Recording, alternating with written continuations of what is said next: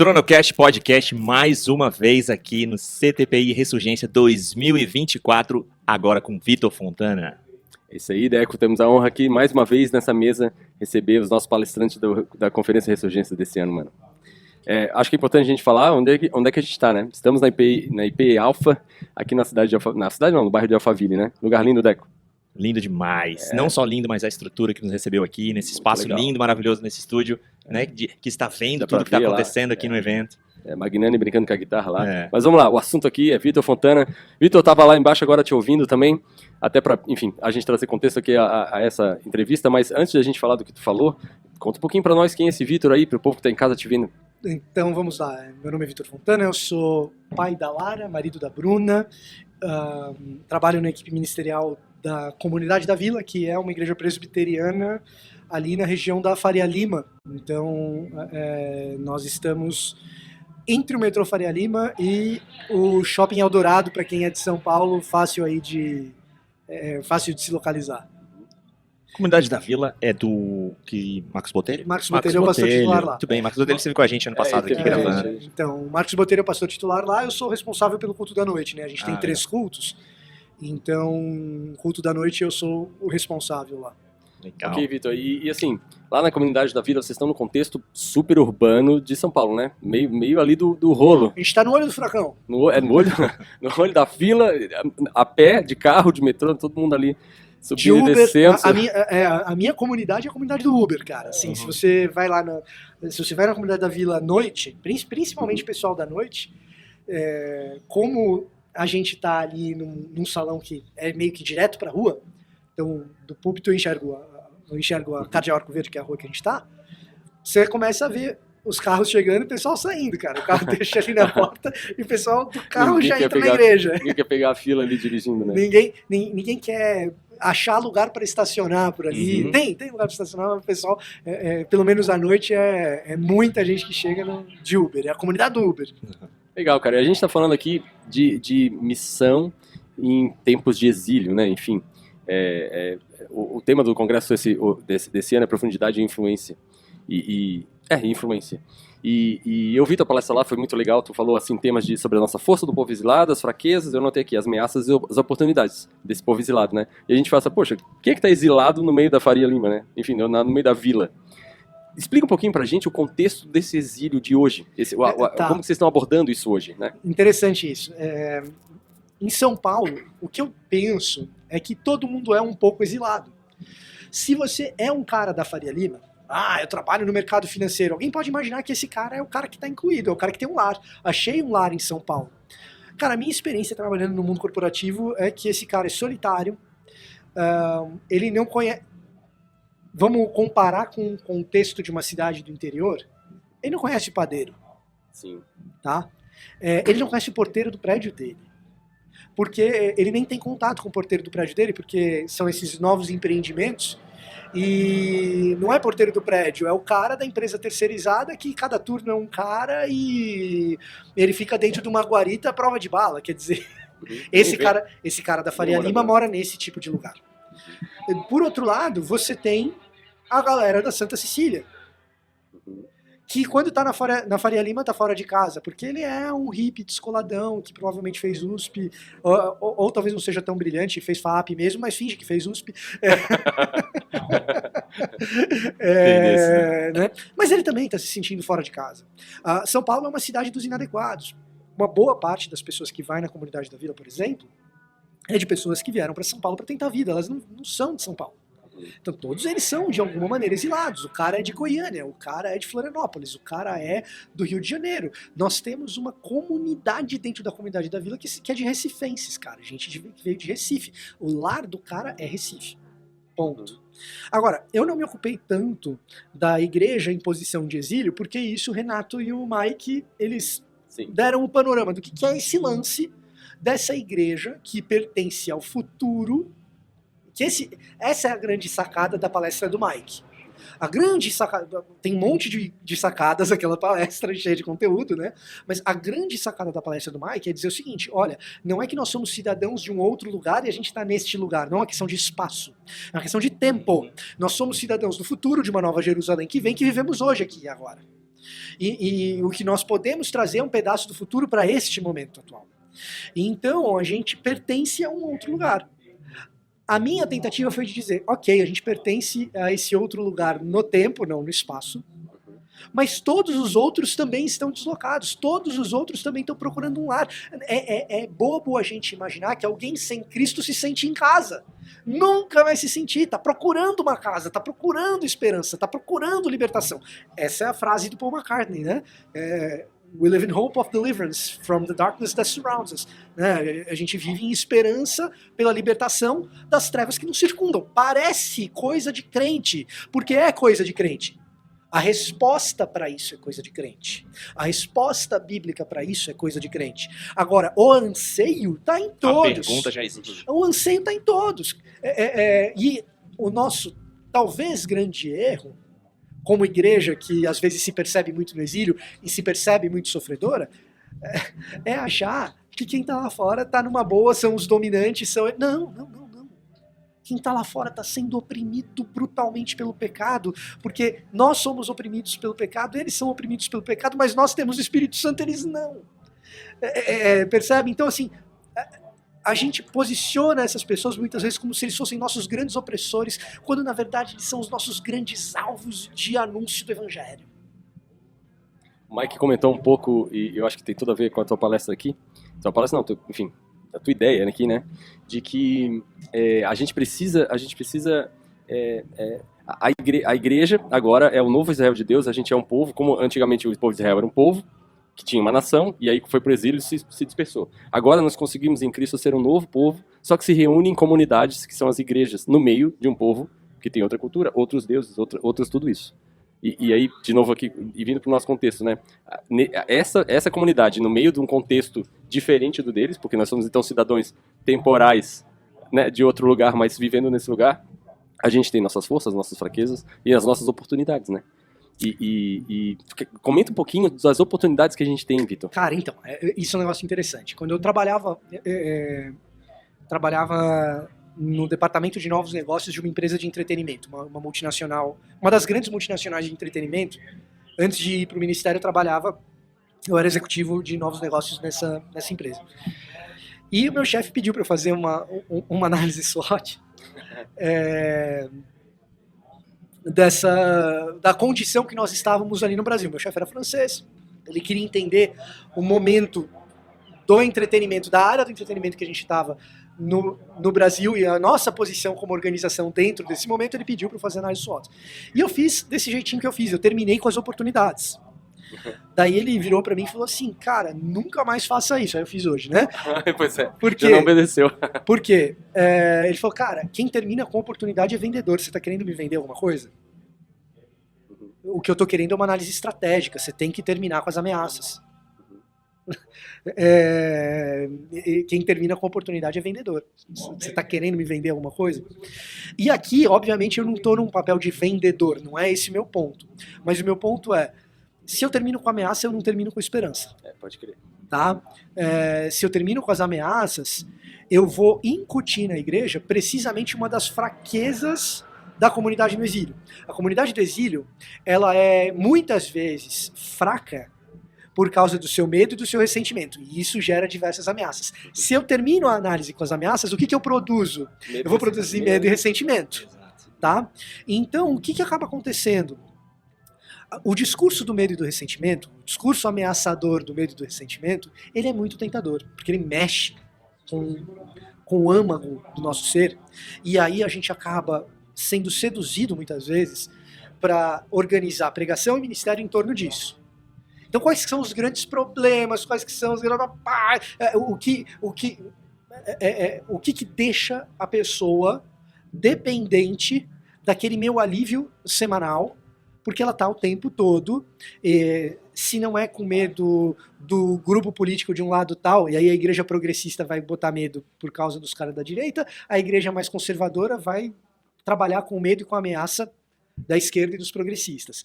Se não é isso, é um outro grupo de uma determinada militância, que talvez, quem sabe, os LGBTQIA+. Ou então vai ter o medo e a ameaça dos grupos que nos circundam e representam uma ameaça para a nossa organização local. Então, de repente é a prefeitura que está pedindo um alvará, de repente é o vizinho que está pedindo para a gente abaixar o som, e aí a gente pega e inflama a nossa comunidade contra esses agentes sociais, contra esses atores da sociedade, e a gente transforma esses grupos que deveriam receber o testemunho do evangelho em nossos inimigos. Muitas vezes eles são de fato nossos inimigos, mas o evangelho diz pra gente amar esses inimigos. E a gente é comissionado para pregar para eles. E a gente recebeu uma grande comissão, mas como a gente não quer pregar para esses e não quer amar esses, nós temos então uma pequena comissão. Então, por isso, eu tentei direcionar o término da minha palestra para dizer, não, peraí, vamos terminar com as oportunidades missionais que temos, porque elas respondem a essas ameaças satisfatoriamente. Essas ameaças existem. Seria bobeira omiti-las. Dizer que, porque esse é um outro recurso. Já que as fraquezas e as ameaças produzem um determinado tipo de receio missional, omita. Diga que eles não existem. Vamos ser uma igreja triunfalista. Vamos falar de como você alcança a sua vitória? Vamos falar de 5 regras de ouro para que você aproveite as oportunidades da sua vida? Vamos falar disso? Aí a igreja virou Facebook e Instagram. Vira Instagram. É um instagélio. É um instagélio. Esse é um instagélio. Se você for olhar para as grandes contas de Instagram, é cosmética. É cosmética. Por outro lado, se a gente pega as oportunidades que os nossos profetas sonharam, quando Deus restaurou a sorte de Sião, ficamos como quem sonha. O profeta, quando enxerga isso, na verdade é o salmista, mas com esse sonho profético, quando ele enxerga isso, ele está no exílio, só que ele conjuga o verbo no pretérito. Ele fala, quando Deus restaurou a sorte de Sião. Que negócio extraordinário é esse? Não, peraí. Existe uma série de sonhos proféticos que posicionam a igreja para responder de modo satisfatório às ameaças e às fraquezas que ela tem nessa condição de exílio. Então nós vamos ter a oportunidade de, num mundo fragmentado, pregar reunião, restauração de amizades. Num mundo duro e competitivo, a nossa identidade é o perdão. O amor. É a afirmação de um Deus que nos ama apesar das nossas traições. Que negócio extraordinário é esse? Que negócio extraordinário é esse? É uma capacidade sobrenatural de consolação e de conforto.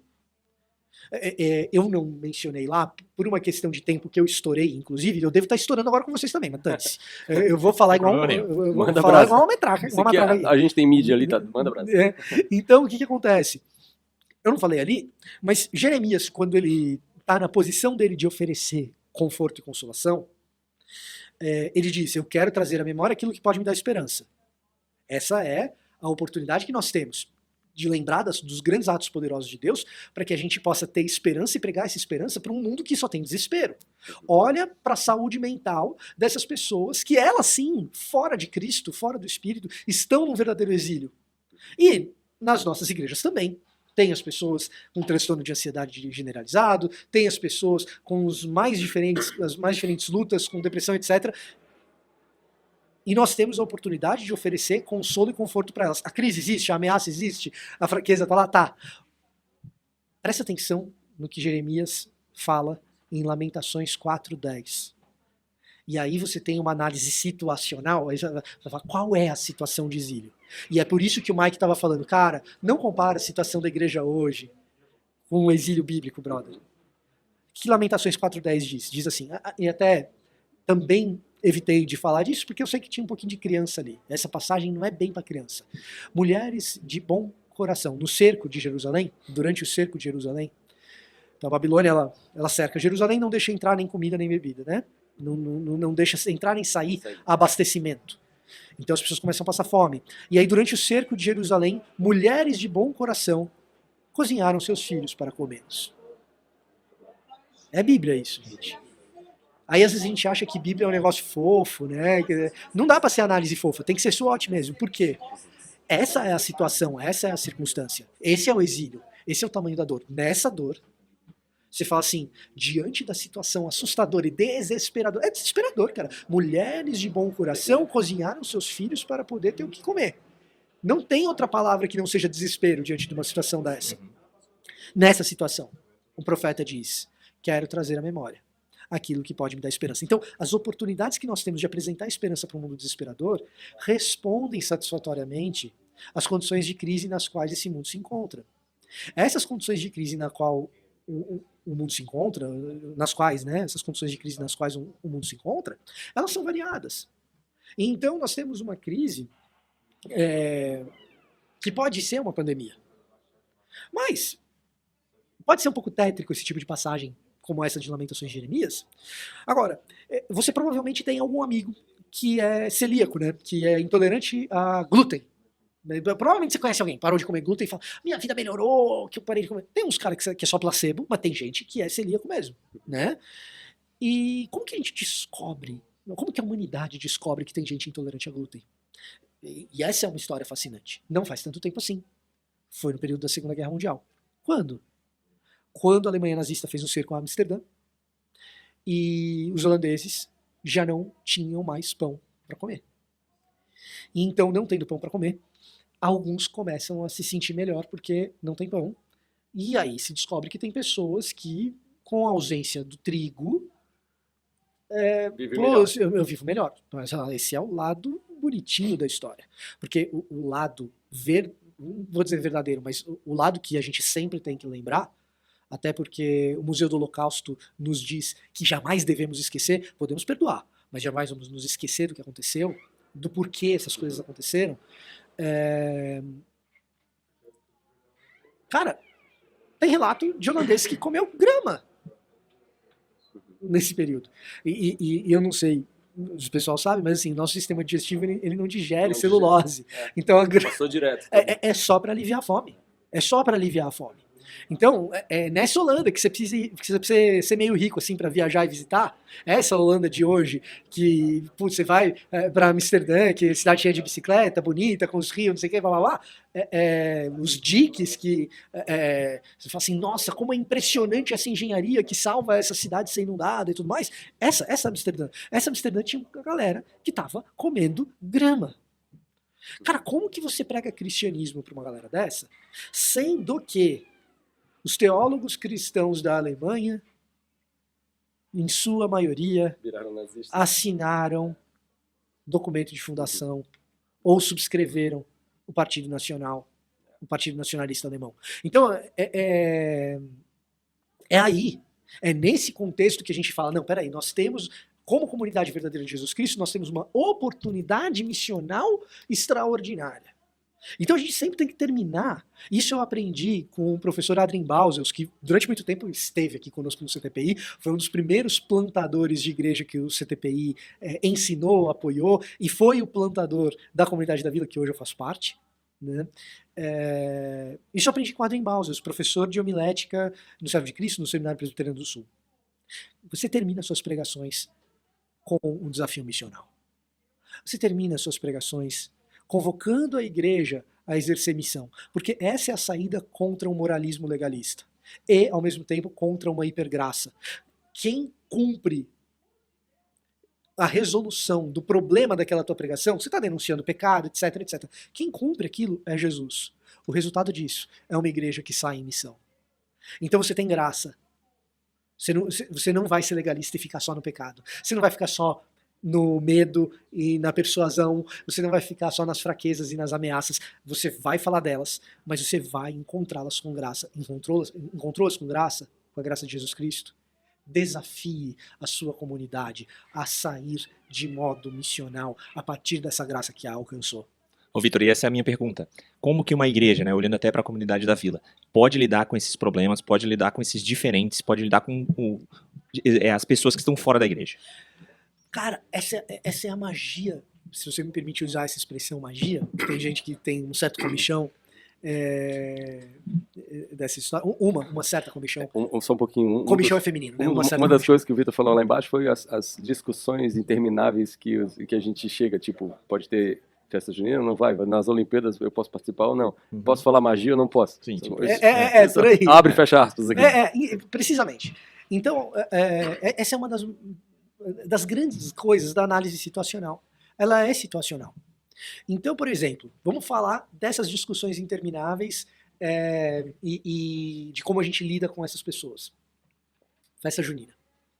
Cara, numa cidade em que a quermesse do santo tal é o centro da experiência espiritual daquela cidade, e geralmente são cidades do interior, é uma discussão absolutamente legítima. Se deve ou não o cristão participar da festa junina. Absolutamente legítima essa discussão. Ela não deve ser interminável, mas ela é legítima. Porque existe um simbolismo e um significado enraizado. As pessoas estão lá. A situação ali diz o seguinte: opa, esse treco é sério. A situação está dizendo isso. Em São Paulo, todo mundo é agnóstico, cara. A festa junina é uma festa, não tem nada a ver com o santo, né? Para algumas pessoas tem. Provavelmente para as pessoas que organizaram aquela. Mas assim, você tem centenas de festas juninas que não tem nada a ver com igreja. E se espalham em São Paulo. Que são festas da roça, são festas com... Caipiras. Festas caipiras. No mês de junho, avança para julho, tá? De gente que tá com saudade da vida dela do interior, muitas vezes, mas que não tem nada a ver com Santo Antônio, com São João. Simplesmente não tem. Então, a discussão fica sem sentido. Qual que é a questão, então? Por que eu tô falando disso? Por quê? Como que a gente lida com essas pessoas no ambiente urbano? De modo situacional. Vamos lá. Jamais a gente deve fazer publicidade de gabinete. Você receber uma pessoa no seu gabinete, não faz isso virar púlpito, sabe? Assim, na melhor das hipóteses você será deselegante. Na pior das hipóteses você está abusando espiritualmente da pessoa que se abriu com você. Então, o que eu vou mencionar aqui é um status genérico, tá? Eu não estou falando de uma pessoa específica. Mas quando você tem um ministério na cidade grande, São Paulo é a maior delas no Brasil e uma das maiores do mundo, você vai receber pessoas que passaram por experiências que geralmente no interior, se passaram, ninguém vai ficar sabendo, ou todo mundo está sabendo. Deu pra entender? Então, a pessoa no terceiro, quarto casamento, na comunidade urbana é regra, não é exceção. Ela é regra, não é exceção. E aí você vai ter algumas pessoas que no meio desse caminho abriram um relacionamento. Pô, você vê de relacionamento aberto numa cidade de 30 mil pessoas, todo mundo sabe. Ou ninguém sabe, porque você vai fazer isso na outra cidade. Até alguém saber. Quando alguém souber, todo mundo sabe. Em São Paulo não é assim. E a pessoa, precisamente por causa dessa característica de São Paulo, possivelmente ela vai se abrir diante de você que é pastor. E aí? Aí não tem manual, cara. Não tem manual. Você tem o que o texto bíblico diz, a pessoa já sabe o que o texto bíblico diz. Então quando ela te procura, ela não quer saber se está certo ou se está errado. Assim, quer fazer ministério urbano? Jamais parta do pressuposto que a pessoa que está conversando com você é um idiota. O cara não é idiota. Ele já sabe o que você pensa. Ele chega lá já sabendo o que você pensa. Né? Então não trate a pessoa como se ela fosse um imbecil. O que vai acontecer? Vai acontecer o seguinte: o que a pessoa quer saber é, beleza, fiz, passei por isso e aquilo. Olha, pastor, tenho que ser honesto com você. Essa parte aqui até que eu achei boa. Assim, cresci com isso. E você vai ter que saber ouvir isso, cara. Você vai ter que saber ouvir a pessoa dizendo o seguinte: olha, eu tive uma experiência totalmente pecaminosa, totalmente contrária de tudo aquilo que você prega, aquilo que você acredita, e uma parte dessa experiência me fez crescer. Vai ter isso. E a gente vai ter que saber ter uma base doutrinária sólida. Sólida. A base doutrinária tem que ser sólida. Mas uma base bíblica descomunalmente consistente, para que o Espírito Santo utilize aquela sabedoria bíblica para lidar com aquela pessoa. Porque será situacional. Porque nessa mesma igreja, que tem esse cara, vai ter um outro, que o pai dele era presbítero, o avô dele era pastor, o bisavô plantou 2 igrejas e o tataravô dele era o Simonton. Para quem está assistindo sabe quem é o Simonton, é o fundador da igreja presbiteriana aqui no Brasil. É um missionário americano. Que trouxe o presbiterianismo no Brasil.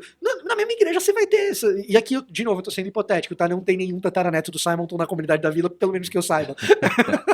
Tá? Mas você vai ter assim, como que você lida? Não vai ser não vai ser no púlpito. O púlpito é uma parte disso daí. Vai ser no gabinete. E aí tem a frase frasezinha de efeito, clichê, coisa horrorosa, que eu uso para essas ocasiões, que é: A gente quer dar respostas de atacado para perguntas de varejo. Tá? Então, o que a gente tem que saber sobre homossexualidade? Ah, é pecado. Cara, o que isso vai te ajudar pastoralmente quando você tiver uma pessoa LGBT na sua frente? Pouco. O que vai ajudar para valer? Ouvir a história dela, saber o que aconteceu. Os traumas. Ouvir a perspectiva dela sobre essa história, que talvez ela não chame de traumas. Alguns vão chamar, alguns vão achar que foi um processo traumático. Outras, se a gente já, de antemão, pressupor que o que ela vivenciou foi trauma, ela te bloqueia, não vai mais te ouvir. Tá? Então, o que vai te ajudar? Vai ser tratar questões de varejo como questões de varejo, ou seja, questões individuais como questões individuais. A resposta de atacado, o que é? Ah, cara, preguei disso no púlpito, tá resolvida a minha vida. Falei o que era, serve para todo mundo, a resposta é de atacado, tá aqui pra boiada, vão para casa e sejam felizes.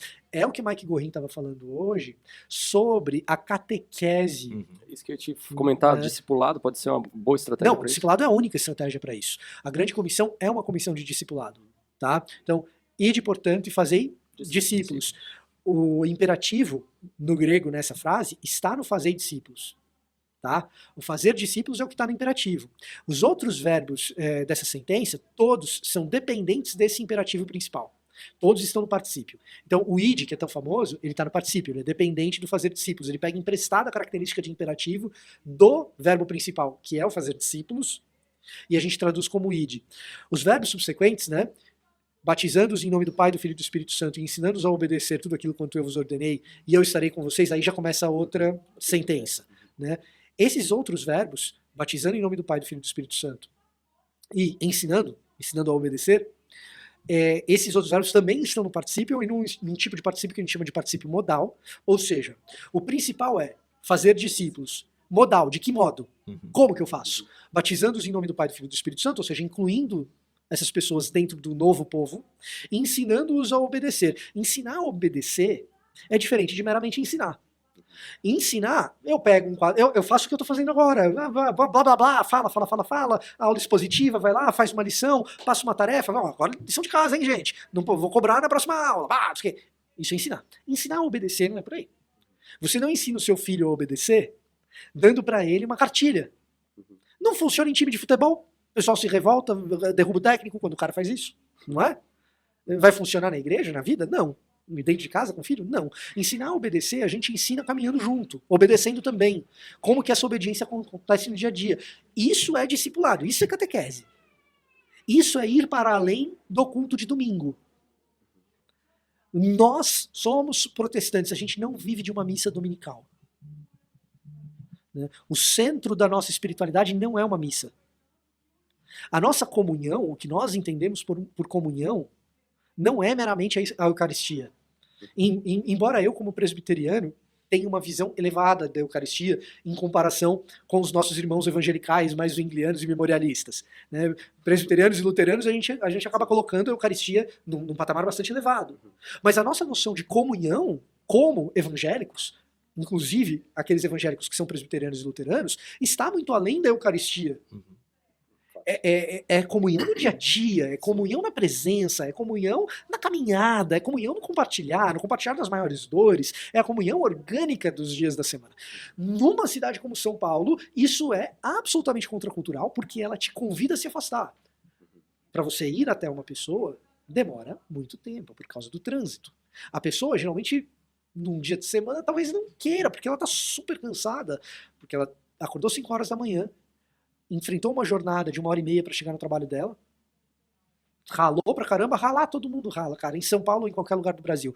Olha, eu viajei esse Brasil, eu sei que o brasileiro é um povo trabalhador. E eu não estou concorrendo a nenhum cargo político e estou dizendo isso, gente. Por quê? Porque é verdade. O brasileiro é trabalhador, não precisa do seu voto. Essa história de que o brasileiro não... eleição, né? Essa história que o brasileiro não gosta de trabalhar é a maior mentira que existe na face dessa terra, cara. A gente pode ser ineficiente, a gente pode trabalhar brincando muitas vezes, mas essa história que o brasileiro não gosta de trabalhar é a maior mentira que existe na face dessa terra, cara. O brasileiro é um povo trabalhador pra caramba. Eu andei por esse país, no Piauí, no Maranhão, na Bahia, no Rio de Janeiro, não, brincadeira, cariocas, brincadeira. Ele estava na praia. Não, Rio de Janeiro nem tanto. Não, brincadeira. O Dodô vai ficar bravo aqui. Não, verdade. Tem até amigos cariocas. Brincadeira. É brincadeira, não é carioca, não, é niteroense. O Fernando na mesa, ele vai te cortar o áudio ali. Xenofobia é crime, gente, não pode. Mas falando sério agora, falando seríssimo. O cara fica cansado do trabalho. E aí ele pega mais 2 horas, 1h30, 1 hora pra voltar pra casa. Aí você fala assim, eu sou seu pastor, eu queria te visitar. Na tua casa, porque eu pastor hoje, não, mas... Pastor, você quer acabar com o meu casamento, pastor? Avisa. Você vai vir aqui? Hoje é o dia do Netflix com a esposa, os outros não tem. Por quê? Porque a esposa também trabalha. Tá? Então, o que acontece? Essa caminhada, da maneira como dá, da maneira como é possível, muitas vezes vai ser um zoom. Muitas vezes isso envolve você ir para os bairros variados de São Paulo para almoçar com o cara no expediente de trabalho dele. Tá? Essa caminhada é a caminhada contracultural. Isso daí, num ambiente como São Paulo, é o tipo de pastoreio de varejo, de evitar as respostas de atacado. As respostas de atacado vão encher a tua igreja. Vão. Se você for bom de frase feita, cara, putz. Jargões bíblicos. Opa, bota um corte no Instagram ali da tua pregação. Pronto, acabou. Se tiver um fundo bonito e um microfone tipo desse aqui, vai ter um monte de foguinho ali embaixo no pessoal botando comentário, entendeu? E beleza, varejo. Varejo não, desculpa, atacado. Agora, esse pastoreio de varejo, ele é imprescindível. Ele é imprescindível. E aí você lida com as pessoas de modo situacional. Não tem jeito. Não tem jeito porque a história do Deco não é a mesma história do Fernando. É Fernando? Aí, ó, tá vendo? Ó, mais um amigo carioca. Que não é a mesma história do Drogo. É situacional. Às vezes o problema pode ser o mesmo no nome. Eu tô desempregado. O Deco tá desempregado, o Drogo tá desempregado, o Fernando tá desempregado. Beleza. Cara, a história de como esse desemprego aconteceu varia. São histórias diferentes. Um deles foi demitido porque teve um corte na empresa. O outro foi demitido por justa causa. E o outro não estava mais aguentando o trabalho. Pediu demissão, escondeu da esposa.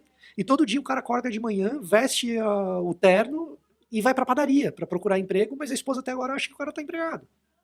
Esse é o tipo de história que você só conhece no varejo. E elas acontecem. Vitor, pra gente ir encerrando aqui, porque o papo tá bom, né? Mas uma hora a gente tem que acabar, senão fica a discussão. Como é que é a discussão sem fim, né? Interminável. E discussões intermináveis provocam secessionismo. As pessoas querem brigar por causa delas e cada uma ir pra um canto. Eu queria só ainda insistir nesse assunto, mas é porque, obviamente, tu como pastor e a gente no meio do CTPI, a gente está falando para líderes, né? Para líderes e pastores, né, e plantadores de igrejas aqui. Mas o discipulado, Vitor, esse esforço que o pastor está fazendo para ir lá almoçar na casa do cara, tal, ou no trabalho do cara, quando a gente pensa isso na comunidade, né? Não pode ser só o pastor, cara. Cara, isso não é função de pastor, né? Isso não é missão, só do pastor. Do povo de Deus, né? É isso aí. Chegar lá. Porque é mais fácil pro cara que trabalha ali do lado ali do que o pastor cuidar de 1.500 pessoas. Tá, vamos lá. Como que a comunidade da Vila faz isso daí? Num contexto como o contexto de São Paulo, tá? A gente não é bem sucedido nisso. E essa é uma outra parada. Vamos no congresso pra ouvir as melhores práticas, quem deu certo e não sei o quê. Ninguém tá dando certo, gente. Para com isso. Deu menos errado, então? Quem dá certo é o Espírito Santo de Deus, cara. Quem faz a obra aí. Existem estratégias deliberadas, inteligentes? Claro que tem. Mas vamos parar com essa história de melhores práticas, velho. Não é por aí. Vamos contar as melhores histórias do agir poderoso de Deus. Quero trazer à memória aquilo que pode me dar esperança. São os atos poderosos de Deus na história. Não são fórmulas que você aplica. Então, a Vila, ela não é bem sucedida nisso. A Vila tem histórias para contar de como Deus trabalhou nisso e a gente tem tentado melhorar. Ponto. Como que a gente trata isso em São Paulo, cara? O nosso trabalho com pequenos grupos, que alguns chamam de células, grupos pequenos, PGs, cara, De tudo. unidades pequenas dentro de uma igreja maior. A comunidade da Vila hoje não é uma igreja gigante, mas é uma igreja que tem bastante gente. A ideia dos nossos pequenos grupos não é uma ideia conteudista nem evangelística. Então, a gente não está com pequenos grupos resolvendo questão de conteúdo, de ensino, não. E a gente não está resolvendo o problema de crescimento de igreja. A célula que tem que se multiplicar. A gente está resolvendo essa questão do varejo. O relacionamento. O relacionamento. E aí, o que acontece? Nós fazemos com que no espaço da comunidade da Vila, durante a semana, então a igreja funciona a semana inteira. Ah, o que tem na segunda-feira? É o culto do não sei o quê? Não, não tem culto do não sei o quê, tem pequeno grupo. E na terça-feira é a reunião de oração? Não, é o pequeno grupo. Não, na quarta tem reunião de oração, né? Todo mundo tem reunião de oração na quarta-feira. Não, na quarta-feira tem pequeno grupo. Ah, não, mas e na quinta-feira não tem pequeno grupo. E na sexta também. Então, começa por aí. Os pastores acompanham todos os líderes de pequeno grupo. Esses caras são acompanhados. E não é orgânico, é planilha. Intencional. Uhum. Tá? É planilha.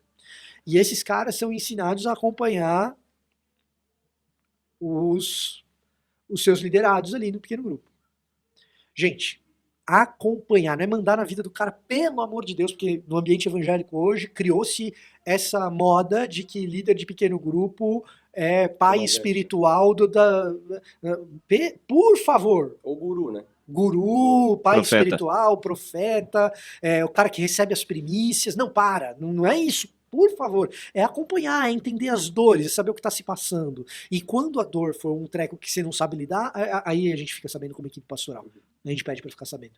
Por quê? Porque o líder do pequeno grupo e a equipe pastoral não existe para mandar nas pessoas que vão no pequeno grupo, existe para servir. Então a gente quer saber quando o seu tio está doente, a gente quer saber quando tem que fazer um culto fúnebre, a gente quer saber quando a gente serve você. Tá? Então, isso funciona na comunidade da Vila? Cara, tem vezes que sim, tem vezes que não. Mas a ideia estruturada é essa. Ah, mas se eu não posso ir na comunidade da Vila? Tem em casas. Tem algumas pessoas que recebem pessoas em casas, em diferentes áreas de São Paulo. Tem. Ah, mas eu não posso ficar me deslocando. Tem por Zoom. Pode fazer por Zoom, não tem problema. Né? Então, assim, flexibilidade radical. Nós somos radicalmente flexíveis. No que a gente é inflexível? Na flexibilidade. Tá? Flexibilidade radical, porque São Paulo exige, porque a cidade grande exige. Né? Mas nós vamos ter um foco